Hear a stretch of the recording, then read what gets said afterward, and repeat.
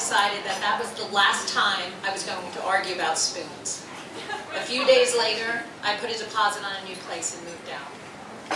Now, I'm not going to tell you my ex's name, but I will say that in another era, people might have called him Dick. I know I would have.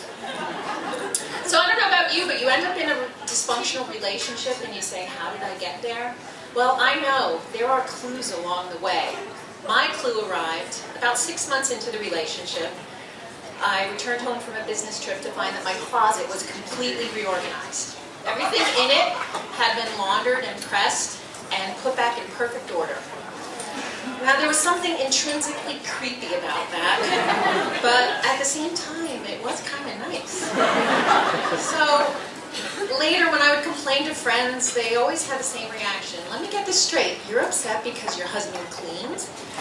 Yeah, ours was the house where the soup cans and the spices were always in perfect size order. I couldn't put anything back into the refrigerator unless I handed it to him so he could wipe it.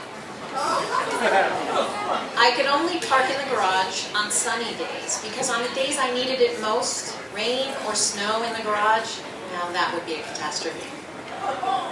Over time, his persnickety rules and rituals began to feel like a form of control.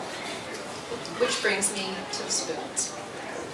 His little routine in the morning was to make a pot of coffee and leave his spoon on the counter, and I would get up, make my cup of coffee, and I'd grab a spoon from the drawer, and he would immediately admonish me for not having used the spoon that he left there for me. And I would just like, huh? So before I left, I gave him an ultimatum, and he actually agreed to 2 of my 3 demands. 1, get a job. Oh, did I leave out that little detail? 2, get help. 3 had something to do with love, something like that. So on number 2 went like this. Dick, you need help. For what? For your OCD. What OCD? I don't have OCD. Yes, you have OCD. What's that nonsense with the spoons in the morning? There's no reason I shouldn't be able to use a second spoon. And he just looked at me and said, Marianne, why do you need 2 spoons? So it ended. It was not easy, it was not quick, and it was not cheap, but it was over. Some time ago, a friend of mine told me that she saw Dick's profile on a dating website, and I was so intrigued by this information I was drawn to search. Now, I think the technical word for this is stalking.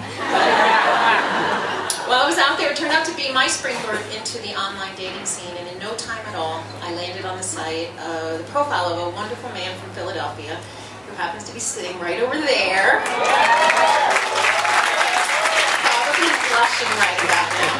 But on our first date, he said to me that he couldn't imagine himself ever getting married again. And I exercised one-upsmanship and declared that I couldn't imagine myself ever cooperating with anyone under the same roof ever again. That is what 18 years of rules and rituals will do to you. But today I'm happy to report that I took a big leap and I moved a lot of my favorite clothes and accessories into a closet in his apartment. And no one helped me organize it.